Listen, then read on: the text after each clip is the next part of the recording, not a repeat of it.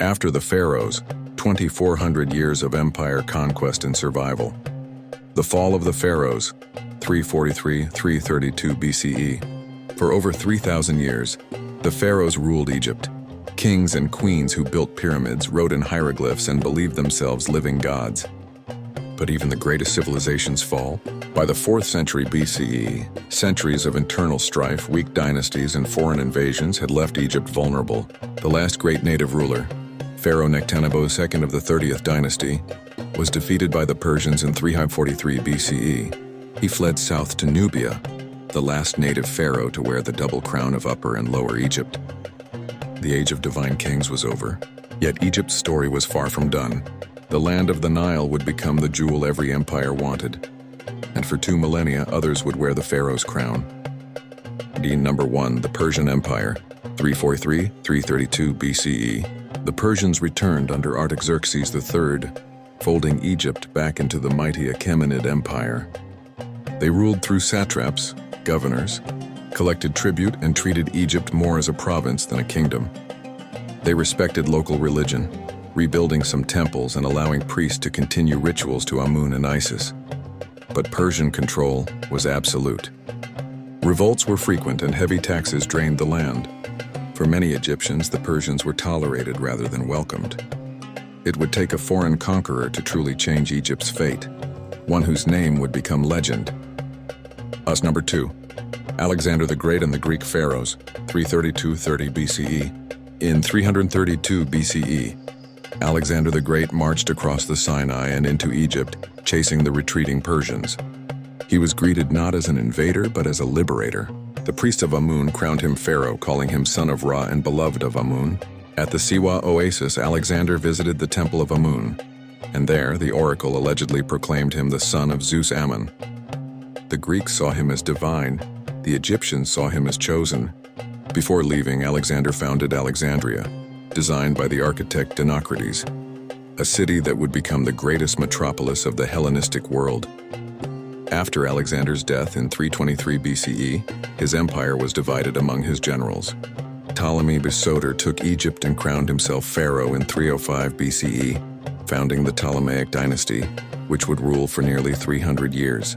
The Ptolemies, Greeks who became Egyptians, 305–30 BCE. The Ptolemies were Macedonian Greeks, but they quickly realized Egypt could only be ruled by embracing its traditions. They took the title pharaoh, worshipped Egyptian gods, and appeared on temple walls in traditional regalia. Yet Greek remained the language of the elite, while the common people spoke Egyptian and wrote in Demotic. Under their rule, the Library of Alexandria became the greatest repository of knowledge in the ancient world, with over 400,000 scrolls. The Lighthouse of Alexandria, one of the 7 wonders, guided ships for centuries. Egyptian and Greek religion merged. The cult of Serapis combined Zeus and Osiris into one universal deity. Scientists like Euclid, geometry, Eratosthenes, who calculated Earth's circumference, and Herophilus, the first anatomist, worked in Alexandria. But by the 1st century BCE, Ptolemaic Egypt was in decline. Dynastic feuds, assassinations, and Roman influence weakened the kingdom. The last of the line, Cleopatra VII, tried to save Egypt through diplomacy and love. Number 3. Cleopatra VII and the Roman Conquest, 30 BCE, 395 CE. Cleopatra ruled jointly with her brothers and later her son Caesarion by Julius Caesar. Her reign was one of political brilliance. She spoke at least 9 languages, studied philosophy, and revived Egypt's economy. But her alliance with Mark Antony led to disaster. In 31 BCE, their forces were crushed by Octavian Augustus at the Battle of Actium. A year later, Cleopatra took her own life as Roman troops entered Alexandria. With her death, Egypt became a province of the Roman Empire, the personal property of the emperor himself. Rome called it Egyptus. Its rich Nile harvests became Rome's breadbasket, feeding the empire. Under Roman rule, temples to Isis, Horus, and Serapis continued to function. Alexandria remained a center of trade and learning. Latin never replaced Greek. Egypt stayed largely Hellenized. But Rome brought new gods, new architecture, and eventually a new faith. Number 4. The Byzantine, Eastern Roman Empire, 395–641 CE. When the Roman Empire divided in 395 CE, Egypt fell under the Eastern Empire. The Byzantines ruled from Constantinople. Christianity had spread rapidly.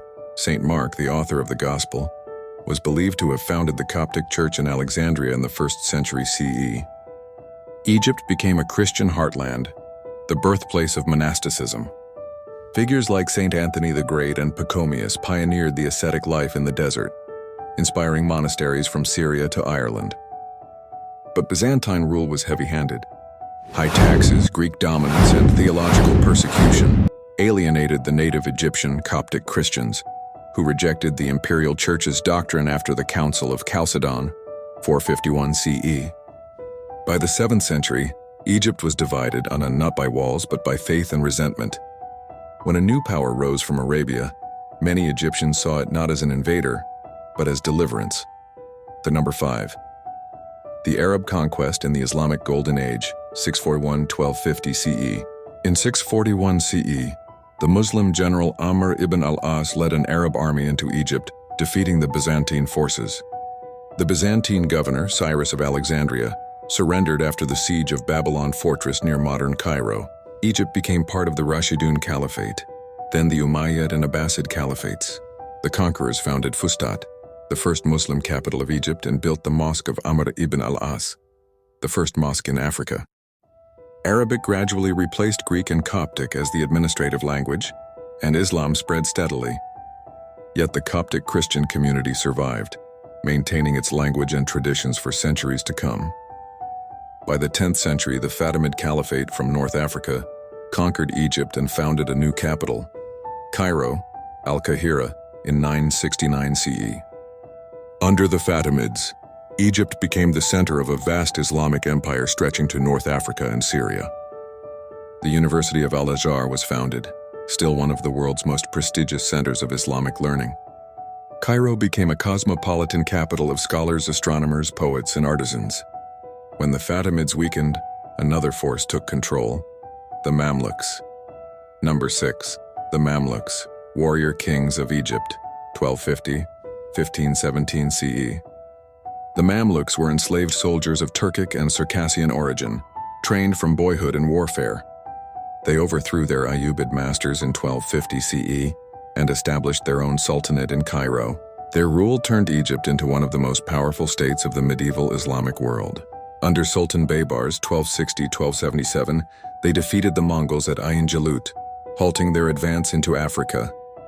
They also expelled the remaining crusaders from the Levant. Mamluk architecture flourished. Mosques, madrasas, and minarets still dominate Cairo's skyline. Their government was a military aristocracy, stable yet rigid, with constant power struggles between rival emirs. Number 7. The Ottoman Empire, 1517–1798 CE. In 1517, the Ottoman Sultan Selim Fir defeated the Mamluks and incorporated Egypt into his empire. Though now an Ottoman province, Eyalet, Egypt retained a distinct identity.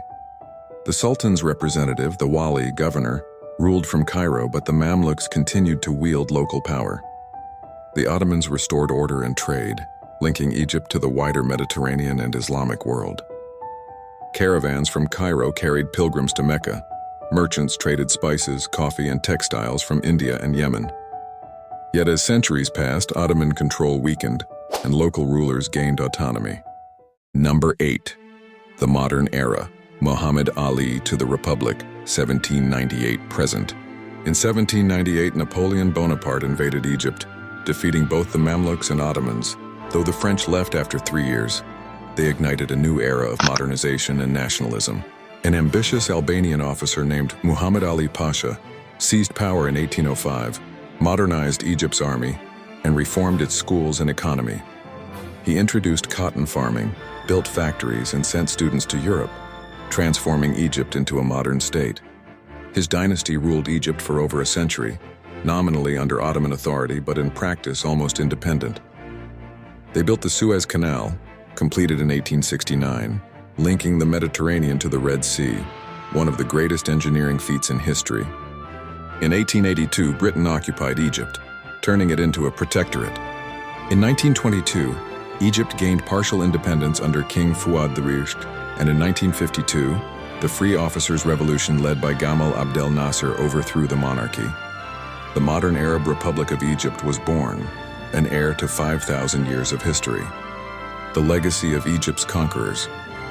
From Persians to Greeks, Romans to Arabs, Ottomans to Europeans, Egypt has worn many crowns and spoken many tongues. Yet through all of it, the Nile never stopped flowing. The same river that fed the pyramids also fed Cairo's mosques and Alexandria's harbors. Empires came and went, but Egypt endured, adapting, absorbing, and rising again. From the divine pharaohs to the modern republic, Egypt remains eternal, a civilization too ancient to die and too proud to fade. Sources and references: Toby Wilkinson, The Rise and Fall of Ancient Egypt, 2010. Ian Shaw, Oxford History of Ancient Egypt, 2003. Robert Morcott, Historical Atlas of Ancient Egypt, 1996. Bernard Lewis, The Arabs in History, 1993. Afaf Lutfi al-Sayyid Marsat, A History of Egypt, From the Arab Conquest to the Present, 2007. Arthur Goldschmidt Jr., Modern Egypt, The Formation of a Nation-State, 2004.